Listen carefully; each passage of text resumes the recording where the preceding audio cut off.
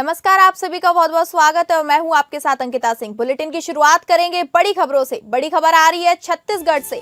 छत्तीसगढ़ के रायपुर से डीजीपी सम्मेलन को लेकर खबर। रायपुर में आज से देश की सबसे बड़ी सिक्योरिटी मीटिंग। डीजीपी सम्मेलन में शामिल होने के लिए पीएम मोदी पहुंचे। गृह मंत्री अमित शाह भी बैठक में मौजूद।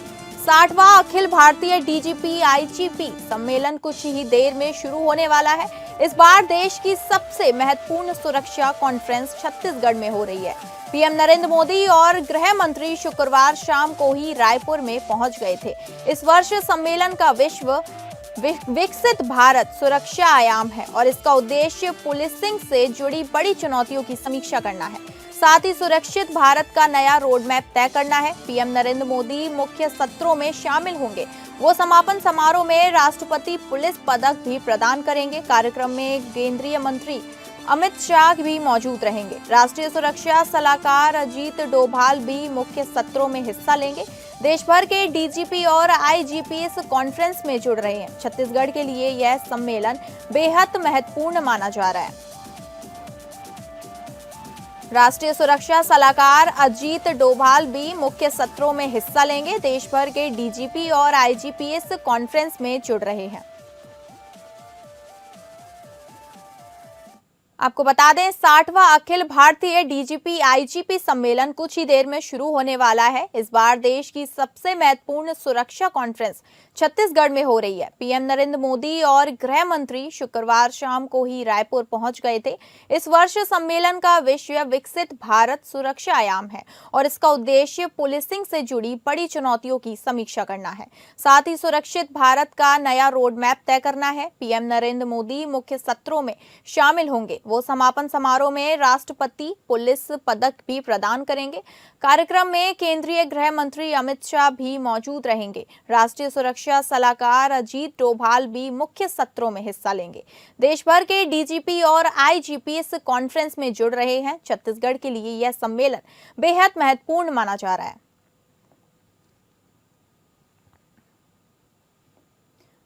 रायपुर में आज से देश की सबसे बड़ी सिक्योरिटी मीटिंग। डीजीपी सम्मेलन में शामिल होने के लिए पीएम मोदी पहुंचेंगे। गृह मंत्री अमित शाह भी बैठक में मौजूद रहेंगे। देश भर के डीजीपी और आईजीपी इस कॉन्फ्रेंस में जुड़ रहे हैं। छत्तीसगढ़ के लिए सम्मेलन बेहद महत्वपूर्ण माना जा रहा है।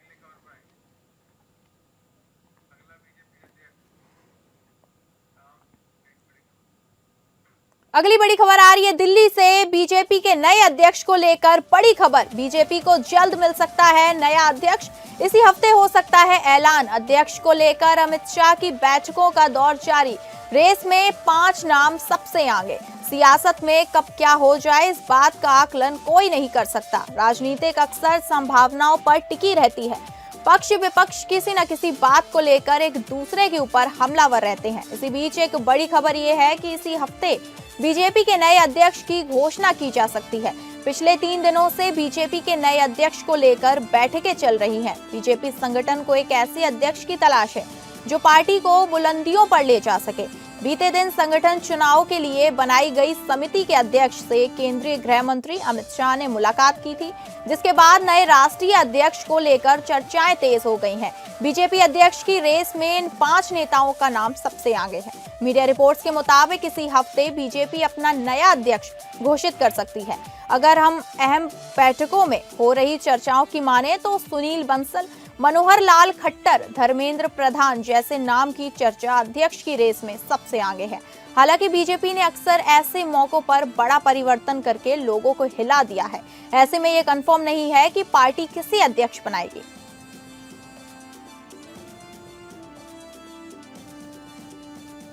बीजेपी को जल्द मिल सकता है नया अध्यक्ष। इस हफ्ते हो सकता है ऐलान।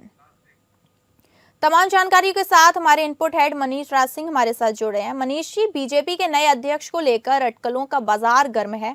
कब मिलेगा नया अध्यक्ष और किस चेहरे पर बीजेपी दांव लगाएगी? बोलिए जी। मैं आपको बता दूं कि वर्तमान अध्यक्ष जो हैं जेपी नड्डा, इनका कार्यकाल जून 2023 में ही समाप्त हो गया था। लेकिन उन्हें कुछ समय के लिए जो लोकसभा चुनावों और कुछ विधानसभा चुनावों के लिए भी विस्तार दिया गया था। पिछले जो अभी हाल के बिहार विधानसभा चुनाव हुए हैं उससे पहले भी ये काफी जोरों से चर्चा थी कि बीजेपी अपने नए अध्यक्ष का चुनाव करेगी और उसके बाद विधानसभा चुनावों की तैयारी करेगी, लेकिन ऐसा हो नहीं पाया। बिहार विधानसभा को लेकर के अध्यक्ष पद के लिए चुनाव जो है टाल दिया गया है। अब जो है कि पार्टी में नए अध्यक्ष का चुनाव, जो चर्चा है कि नए अध्यक्ष का चुनाव जनवरी 2026 तक पूरा हो सकता है। प्रधानमंत्री नरेंद्र मोदी की अध्यक्षता में होने जा रही एक भाजपा की महत्वपूर्ण बैठक में राष्ट्रीय स्तर पर संगठनात्मक परिवर्तनों पर भी विचार किया जाएगा और उत्तर प्रदेश और हरियाणा के प्रदेश अध्यक्षों के चुनाव पर भी निर्णय लिया जाएगा। इसके साथ ही जो राष्ट्रीय अध्यक्ष हैं उनके लिए मैं आपको बता दूं कि केंद्रीय मंत्री धर्मेंद्र प्रधान का नाम सबसे आगे है, जिनका आरएसएस और संगठनात्मक मशीनरी से जबरदस्त जुड़ाव है। केंद्रीय मंत्री भूपेंद्र यादव की भी चर्चा है, जो कि एक ओबीसी वर्ग से एक मजबूत चेहरे माने जाते हैं। इसके अलावा शिवराज सिंह चौहान, केंद्रीय मंत्री मनोहर लाल खट्टर और उत्तर प्रदेश के उप मुख्यमंत्री केशव प्रसाद मौर्य के नाम को लेकर की भी चर्चा है, जो पिछले दिनों अमित शाह से मिले थे। ऐसे में बीजेपी चूंकि सनातन रीति रिवाजों को मानने वाली है और कहा जा रहा है बीजेपी के सूत्रों से कि 14 जनवरी, जिसके अनुसार हिंदू कैलेंडर में खरमास समाप्त हो जाता है, उसके बाद ही नए अध्यक्ष पद की औपचारिक घोषणा होगी और उसके बाद बीजेपी को नया अध्यक्ष मिलेगा। जी मनीष, ये बताइए कि जो लिस्ट में 3 नाम दिए गए हैं, क्या लगता है कि इन 3 नामों में ऐसा हो सकता है नया अध्यक्ष बनाया जाए या फिर इसके अलावा कोई और नाम है? देखिए, बीजेपी का जो अभी तक का रवैया रहा है, अपने फैसलों से चौंकाती रही है। ये 3 नाम जो हैं ये कयास लगाए जा रहे हैं और बीजेपी की जो अब तक रणनीतियां रही हैं उसी आधार पर ये 3 नाम सामने आए हैं। लेकिन फिलहाल किसी भी नाम को लेकर किसी भी सूत्र ने अभी तक कोई कंफर्मेशन नहीं किया है कि नहीं यही नाम होने जा रहे हैं। ये फैसला बीजेपी के जो कोर कमेटी है वो अंदरूनी खाने में होने जा रहा है और जो नया अध्यक्ष के लिए घोषणा होगी वो मुझे लगता है कि 14 जनवरी के बाद ही घोषणा की जाएगी और उसके बाद ही बीजेपी को नया अध्यक्ष मिलेगा। जी, बहुत बहुत धन्यवाद जानकारी देने के लिए आपका।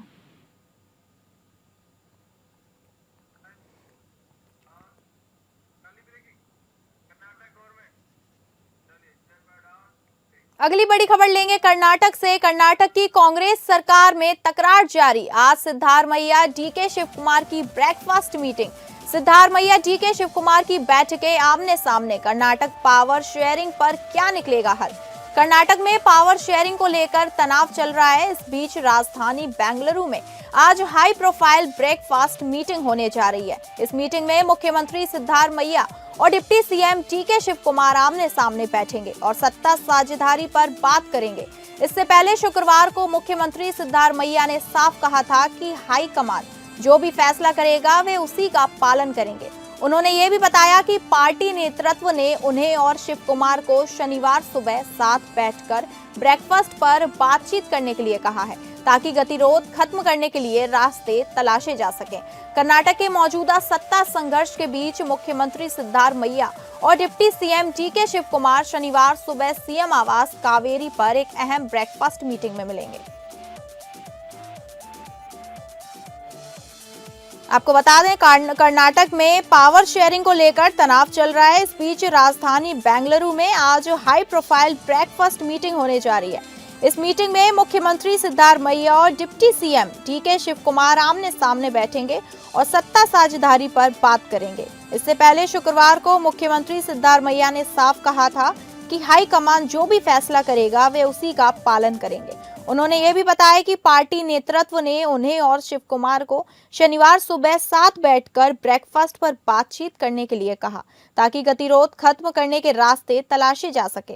कर्नाटक के मौजूदा सत्ता संघर्ष के बीच मुख्यमंत्री सिद्धारमैया और deputy CM DK Shivakumar शनिवार सुबह सीएम आवास कावेरी पर एक अहम ब्रेकफास्ट मीटिंग में मिलेंगे।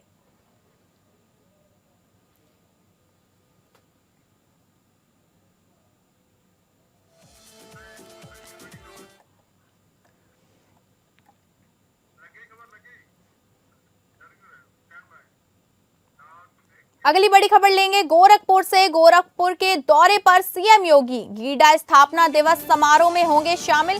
गोरखपुर को देंगे करोड़ों की सौगात। मुख्यमंत्री योगी आदित्यनाथ आज अपने 2 दिवसीय दौरे पर गोरखपुर पहुंचे, जहां उनकी कई महत्वपूर्ण कार्यक्रमों में शिरकत तय है।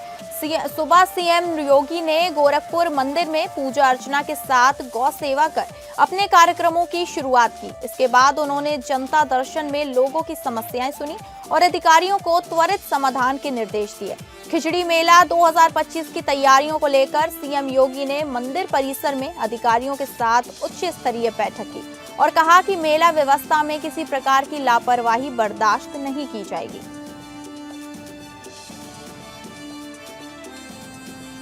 आपको बता दें, खिचड़ी मेला 2025 की तैयारियों को लेकर सीएम योगी ने मंदिर परिसर में अधिकारियों के साथ उच्च स्तरीय बैठक की और कहा कि मेला व्यवस्था में किसी प्रकार की लापरवाही बर्दाश्त नहीं की जाएगी। मुख्यमंत्री योगी आदित्यनाथ आज अपने 2 दिवसीय दौरे पर गोरखपुर पहुंचे, जहां उनकी कई महत्वपूर्ण कार्यक्रमों में शिरकत तय है। सुबह सीएम योगी ने गोरखपुर गोरखनाथ मंदिर में पूजा अर्चना के साथ गौ सेवा कर अपने कार्यक्रमों की शुरुआत की। इसके बाद उन्होंने जनता दर्शन में लोगों की समस्याएं सुनी और अधिकारियों को त्वरित समाधान के निर्देश दिए। खिचड़ी मेला 2025 की तैयारियों को लेकर सीएम योगी ने मंदिर परिसर में अधिकारियों के साथ उच्च स्तरीय बैठक की और कहा कि मेला व्यवस्था में किसी प्रकार की लापरवाही बर्दाश्त नहीं की जाएगी।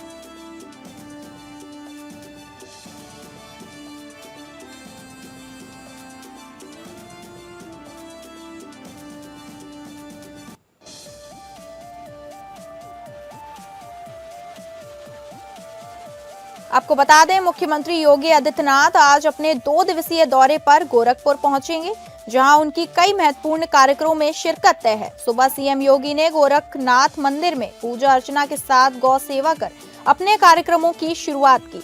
इसके बाद उन्होंने जनता दर्शन में लोगों की समस्याएं सुनी और अधिकारियों को त्वरित समाधान के निर्देश दिए। खिचड़ी मेला 2025 की तैयारियों को लेकर सीएम योगी ने मंदिर परिसर में अधिकारियों के साथ उच्च स्तरीय बैठक की और कहा कि मेला व्यवस्था में किसी प्रकार की लापरवाही बर्दाश्त नहीं की जाएगी।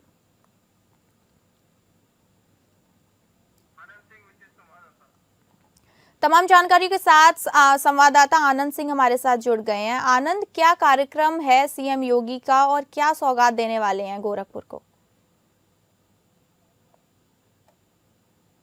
समारोह है गीडा यानी गोरखपुर डेवलपमेंट एरिया जो गीडा है उसका स्थापना दिवस है। इसके लिए मुख्यमंत्री योगी आदित्यनाथ का यहाँ पर दौरा है और इस दौरान न सिर्फ वो गोरखपुर को करोड़ों रुपए की विकास और निवेश परियोजनाओं की सौगात देंगे, बल्कि जो विकास लगातार गोरखपुर का उसके आसपास के क्षेत्रों का हो रहा है उसमें एक नई गति भी मिलेगी। तो 36वां स्थापना दिवस समारोह है, जिसमें मुख्यमंत्री योगी आदित्यनाथ मुख्य अतिथि के तौर पर आज शामिल होंगे। 5 बड़े निवेशकों को भूमि का आवंटन का पत्र भी मुख्यमंत्री के हाथों से सौंपा जाएगा और साथ ही साथ 408 करोड़ रुपए के जो विकास कार्य हैं उनका लोकार्पण और शिलान्यास मुख्यमंत्री आज गोरखपुर में गीडा के कार्यक्रम में करें। जी, बहुत बहुत धन्यवाद जानकारी देने के लिए आपका।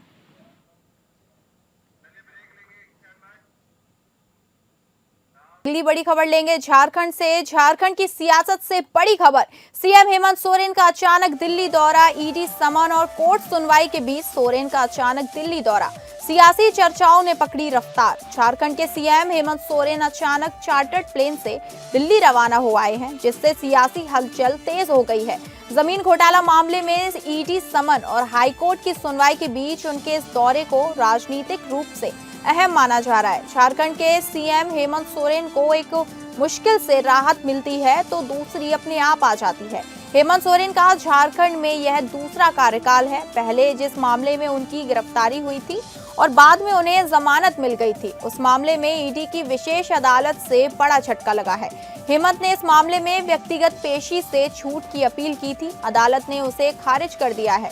हेमंत सोरेन झारखंड के मुख्यमंत्री के अलावा झारखंड मुक्ति मोर्चा जेएमएम के अध्यक्ष भी हैं। प्रवर्तन निदेशालय मामले की विशेष अदालत पीएमएलए कोर्ट से व्यक्तिगत पेशी में स्थायी छूट की याचिका खारिज हो जाने के बाद अब उन्हें हर सुनवाई में अदालत में खुद को उपस्थित होना पड़ेगा।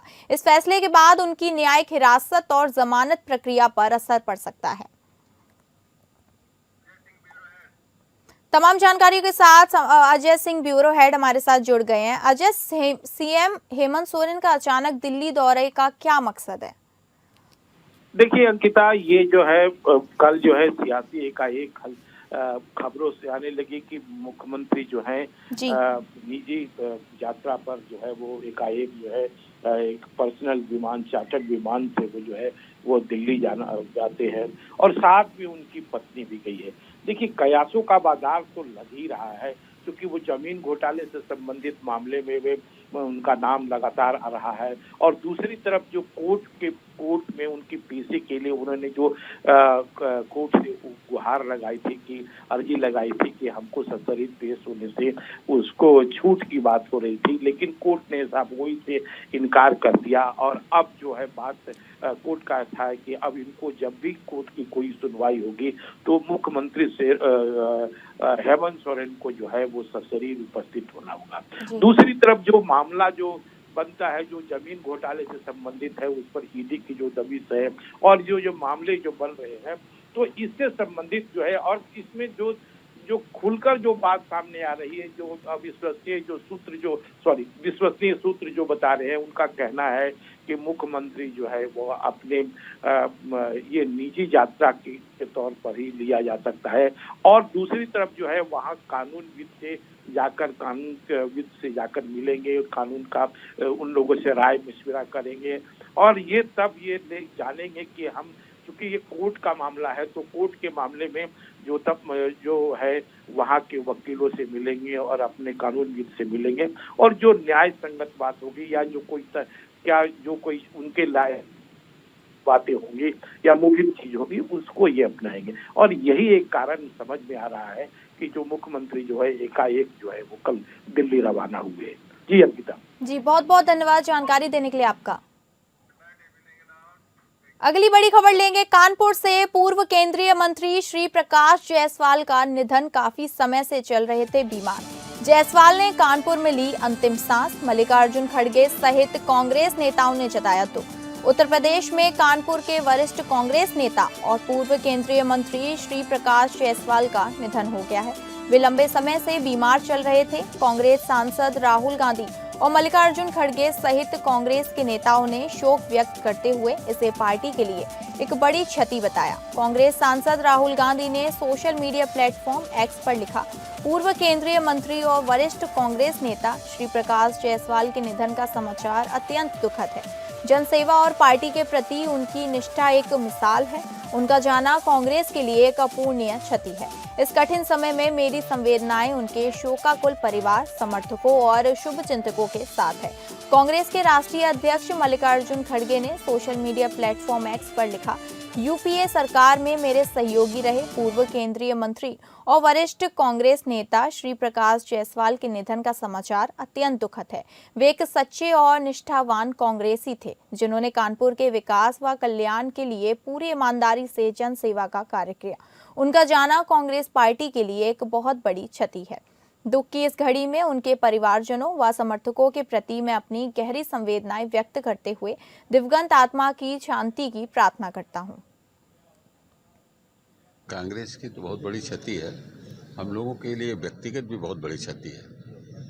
हम लोगों के लिए बहुत कुछ थे, राजनीति में बहुत कुछ इन्होंने हम लोगों को दिया, हम लोगों के लिए बहुत किया, कानपुर नगर के लिए बहुत कुछ किया, अपने हर मिलने वाले की मदद की।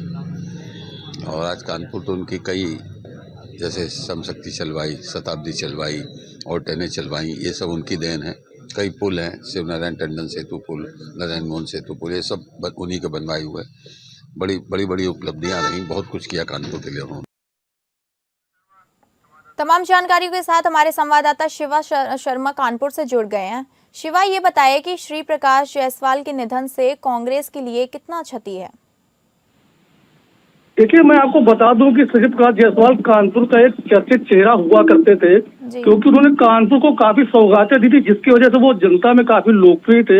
और जिस तरीके से उनका आकस्मिक निधन हुआ, उससे कांग्रेस को काफी क्षति पहुंची, क्योंकि उन्होंने कानपुर में कांग्रेस पार्टी को काफी मजबूत किया था और वो लगातार कार्यकर्ताओं और जो उनके नीचे नेता थे उनको लगातार मोटिवेशन करते थे कि किस तरह से अपनी पार्टी को आगे पहुंचाना है। इसके साथ ही जो राजीव गांधी थे और तमाम नेता इंदिरा गांधी थी उनके काफी करीबी रहे। इस तरीके से अब तक ये मान लीजिए कि जिस तरीके से आकस्मिक श्री प्रकाश जायसवाल जी का निधन हुआ है उससे कांग्रेस पार्टी को काफी कहीं ना कहीं बड़ी क्षति पहुंच सकती है।